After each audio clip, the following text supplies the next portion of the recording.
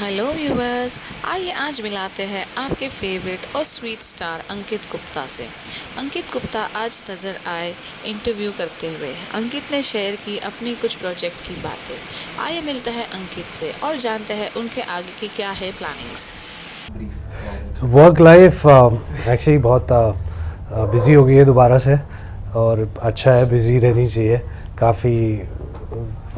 कुछ काफ़ी महीनों से इस बिज़ीनेस का इंतज़ार था, तो अब वापस आ गई है।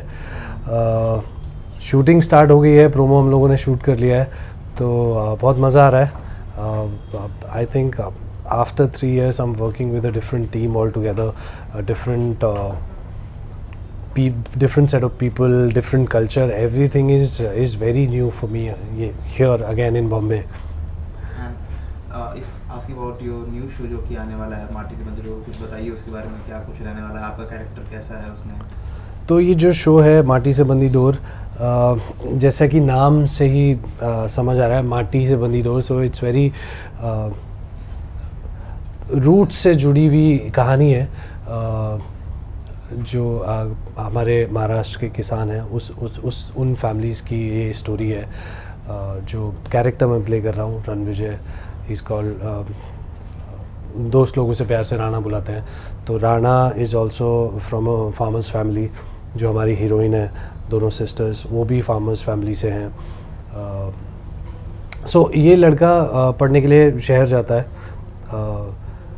बट ये वापस गांव नहीं आना चाहता, और इसकी माँ चाहती है कि ये वापस गांव आके खेती बाड़ी संभाले, अपना जो फैमिली बिजनेस है उसको संभाले। अब उसमें ये शहर में किसी और को प्यार करता है, इसकी माँ को गांव में कोई और लड़की पसंद आती है।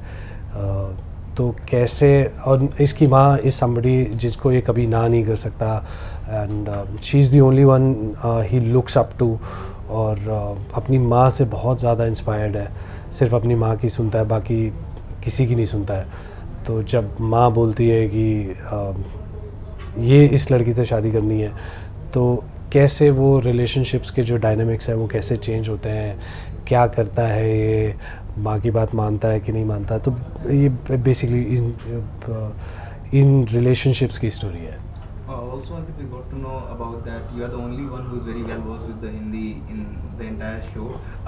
Correct me if I'm wrong. Is that true? Actually, it's the other way around. Well versed Hindi नहीं, बाकी सब very well versed in Marathi.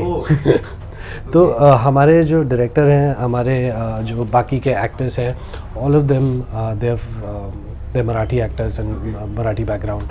So show भी हमारा जो है मराठी बैकग्राउंड का है, कोल्हापुर का सेटअप है।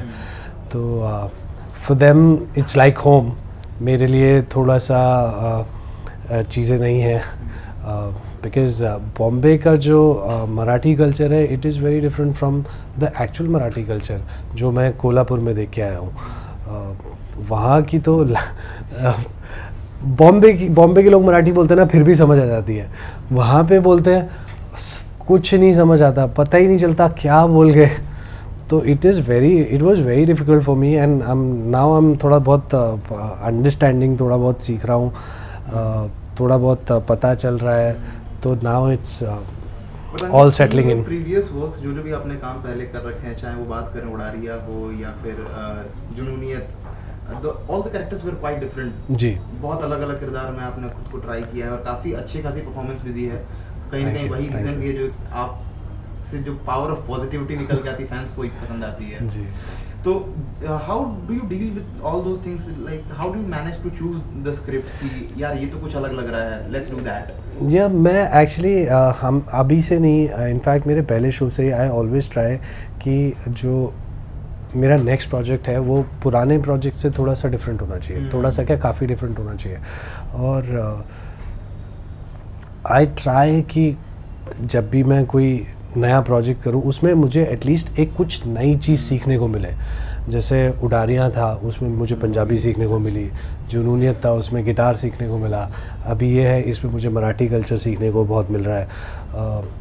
तो ये जो फॉर मी जो नॉर्थ से पूरा ये साउथ का कल्चरल शिफ्ट है, it was very important for me, and I think that is also one of the reasons कि मैंने ये शो चुना कि मुझे ये करना है, बिकॉज मुझे पर्सनली ऐसा लगता है कि जब आप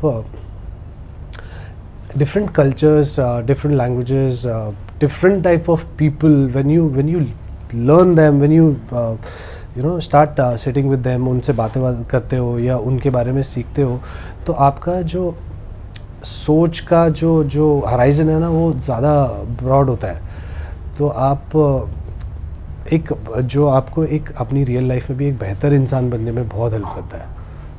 और एज एन एक्टर तो आपको हमेशा हेल्प करेगा ही. जितने एक्सपीरियंसेस आपके लाइफ के हैं, जितने आप एक्सपेरिमेंट्स आपने अपनी लाइफ में किए हैं, वो सब अपनी एक्टिंग में डाल दो, मज़ा आ जाएगा. One thing I would like to know, आपने बताया Punjabi culture, then now in Marathi culture and बीच में सिंगिंग में you are also a bit engaged. Which one you like the most till the time? I love all of them. मतलब यार, as you have an option to choose one that this one was the best till the time. बहुत मुश्किल होगा मेरे लिए honestly, क्योंकि मेरे सारे प्रोजेक्ट्स मेरे दिल के बहुत ही करीब हैं और हर प्रोजेक्ट ने मुझे कुछ ना कुछ अलग सिखाया है, कुछ ना कुछ अलग करने के लिए इंस्पायर किया है.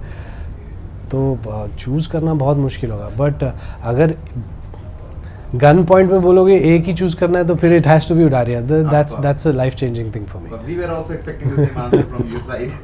Okay, टॉकिंग अहेड, अभी आने वाले टाइम में अपना जो प्रोफाइल है किस तरीके से आप चैनलाइज करना चाह रहे हो? What kind of projects you are trying to pick? I'm trying to do something wherein मैं इंडस्ट्री को कुछ कंट्रीब्यूट कर सकूं. एज एन एक्टर मैं बहुत सारे I think it's with every actor. Every actor wants to do a lot of experiments, very different kind of roles. Something like जैसे 12th film में विक्रांत has done. जब उनकी प्रिपरेशन के बारे में मैंने सुना, so like एक महीना पहले he went to that what is this place called यार? Delhi? Not Delhi, जहाँ की वो स्टोरी है. अच्छा, ओके, इट्स फ्रॉम चंबल. हाँ, सो वहाँ पे हो गए and he got himself stand and वहाँ की लैंग्वेज सीखी, वहाँ पे रहे.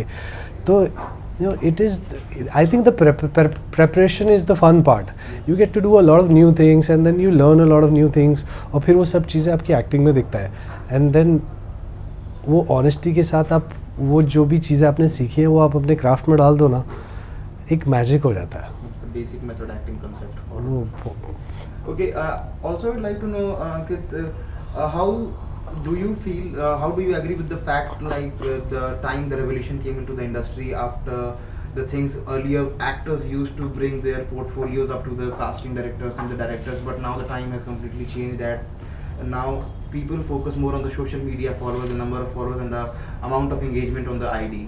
So do you feel any kind of personal effect you have got through these changes? या सोशल मीडिया ने जितना ख़राब किया है उतना अच्छा भी किया है. पहले आप सब एक्टर्स को अपने फ़ोटोज़ लेके ऑफिस से ऑफिस भटकना पड़ता था.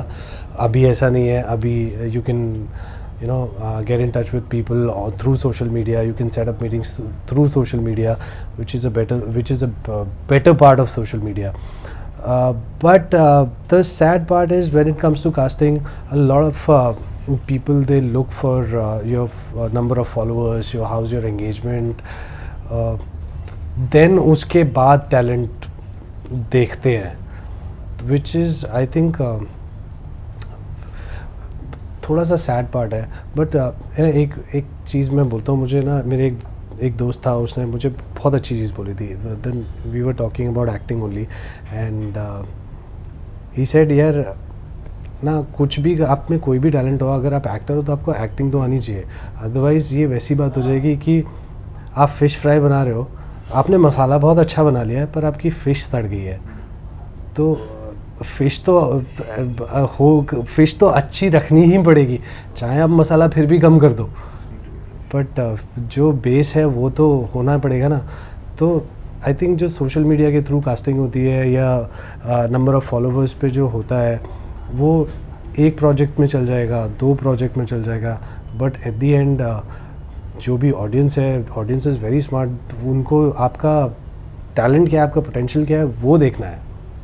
All right, Ankit, it was a very fun chat. I hope we would get some more time to have and discuss with you. Thank you so much. Lastly, what would you like to say to your fans and audience all waiting out there for you? One single message.